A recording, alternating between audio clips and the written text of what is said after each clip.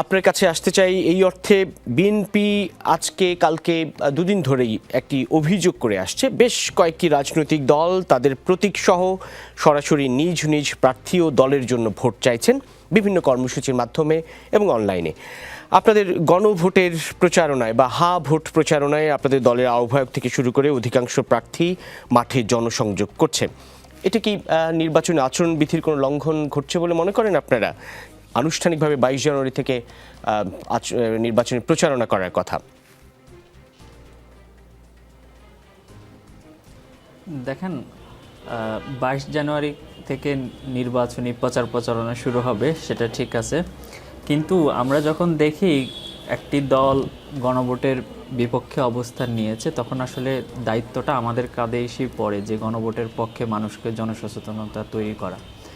সেই জায়গা থেকে আমাদের দলের প্রধান থেকে শুরু করে অন্যরাও এই গণভোটের পক্ষে প্রচারণা করছেন, মানুষদেরকে সচেতন করার চেষ্টা করছেন। কারণ আগামীর আসলে বাংলাদেশটাকে বিনির্মাণের জন্য গণভোটে হাঁকে জয়যুক্ত করতেই হবে। এই জায়গা থেকে আসলে আমাদের কাছে এর বিকল্প নেই। মানুষকে আসলে সচেতন করতে হবে, মানুষের কাছে যেতে হবে, মানুষের কাছে গিয়ে ডোর টু ডোর ক্যাম্পেইন করে মানুষকে বোঝাতে হবে গণভোটের প্রয়োজনীয়তা, গণভোট কেন দরকার, গণভোট না হলে আসলে আগামীর বাংলাদেশে কী কী ঘটবে। আমরা সেই জিনিসগুলো আসলে মানুষের সামনে তুলে ধরবার চেষ্টা করছি এবং মানুষ আসলে সচেতন হচ্ছে এবং আমরা খুবই আশাবাদী যে আগামীর যে গণভোট হবে সেই গণভোটে হ্যাঁ জয়যুক্ত হবে।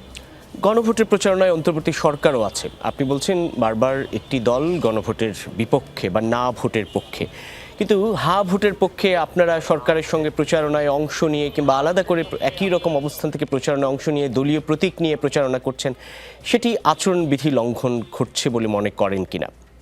গণভোটের স্বার্থেই কি আচরণবিধি লঙ্ঘন করছেন এরকম কিছু? মাহবুব আলম, আমরা তো কোনোভাবেই প্রত্যেকটি আচরণবিধি মেনেই আসলে আমরা আমাদের কার্যক্রম পরিচালনা করছি এবং আমরা আসলে দেখতে পাচ্ছি, আমরা কয়েকদিন আগে নির্বাচন কমিশন অফিসে গিয়েছি এবং আমরা আমাদের কনসার্নের জায়গাগুলো দেখিয়ে আসছি যে বিএনপির নেতাকর্মীরা কিভাবে আসলে এখনও, আপনি যদি ঢাকা শহরে ঘুরেন তাহলে দেখতে পাবেন যে বিভিন্ন জায়গায় এখনও পোস্টার লাগানো আছে। ইভেন শুধুমাত্র যে দেয়ালে পোস্টার লাগানো আছে তা কিন্তু না, বিভিন্ন জায়গায় দড়ি দিয়ে পোস্টার লাগানো আছে। এগুলোর বিরুদ্ধে কিন্তু নির্বাচন কমিশন কোনো ধরনের ব্যবস্থা নেয়নি।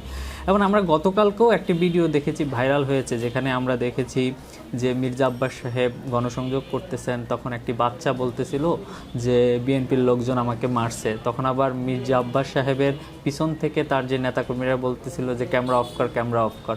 তো এই জাতীয় বিষয়গুলো কিন্তু আমরা স্পষ্ট দেখতেছি। ওনারা কিন্তু এই যে জনসংযোগ করতেছে, ওনারা কিন্তু গিয়ে গণভোটের কথা বলতেছে না। আমরা শুধুমাত্র গণভোটের কথা বলতেছি এবং আমরা কিছু কিছু জায়গায়, যেমন ঢাকা 8-এ আমাদের যে শহীদ ওসমান হাদির বিচারের কথা আমরা বলতেছি। আমরা শুধুমাত্রই নির্বাচনী যে আচরণবিধি, সেই আচরণবিধি মেনেই শুধুমাত্র গণভোটের পক্ষে আমরা প্রচারণা করে যাচ্ছি।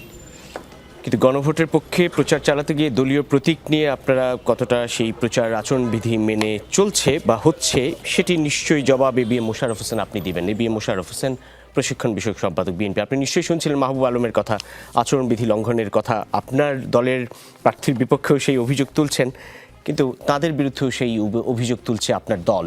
আপনি কিভাবে ব্যাখ্যা করবেন বিষয়টি? না, আমি মাহবুব আলমের বক্তব্য শুনে আমার একটা জিনিস মনে হলো, উনি বারবার একটা দলকে টার্গেট করছেন। আমার মনে হয় এটা যে আপনি একটা বৈষম্য বলেন অথবা আগামী একটা নতুন বাংলাদেশ আমরা চাই, আপনি আজকে যে বলছেন রাজনীতির ভাষা, এটার সাথে এটা কতটুকু সামঞ্জস্যপূর্ণ, এটা কিন্তু একটা বিরাট প্রশ্ন। আজকে গণভোটের কথা বলা হচ্ছে, আমার মনে হয় বাংলাদেশে বর্তমানে যারা নির্বাচনমুখী রাজনৈতিক দল, এমন কোন দল নাই যারা গণভোটে হার পক্ষে সমর্থন করেন। সুতরাং এইটা এমন একটা নেগেটিভ দাঁড় করায় অনেক নেতারা কিন্তু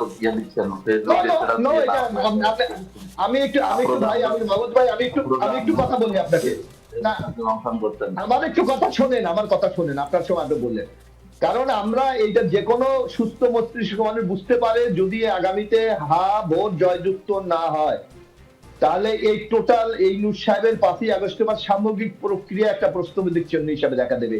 এই সংকটের মধ্যে কেউ পড়তে চায় না, বরং বাংলাদেশে প্রতিটি রাজনৈতিক দল চায় আগামী দিনে জয়যুক্ত হয়ে আমাদের এই প্রক্রিয়াটা সামনে এগিয়ে দিয়ে যাক। সুতরাং এইটা আমি মনে করি একটা বিশেষ কোন উদ্দেশ্যকে কেন্দ্র করে এই বক্তব্যগুলি ছড়ানো হচ্ছে। যেমন আপনি লক্ষ্য করবেন, আপনি অনেকে বলা হচ্ছে যে নির্বাচন হবে কিনা, আরে নির্বাচনের তারিখ হয়ে গেছে, প্রার্থীরা নমিনেশন সাবমিট করেছে, আপনার জোটরা ভাগাভাগি করছে, তারপরেও একটা দেখবেন একটা অংশ থেকে বলা হচ্ছে নির্বাচন হবে কিনা। অর্থাৎ মানুষের মধ্যে একটা বিশৃঙ্খল অবস্থা তৈরির জন্য কোন কোন মহল এই প্রচেষ্টা করছে। সুতরাং আমরা বলতে চাই ইতিবাচক রাজনীতির এই যে আজকে টকশোটা যেটা রাজনীতির ভাষা, আমার মনে হয় আমরা ইতিবাচক দিকে আমাদের এগিয়ে যেতে হবে।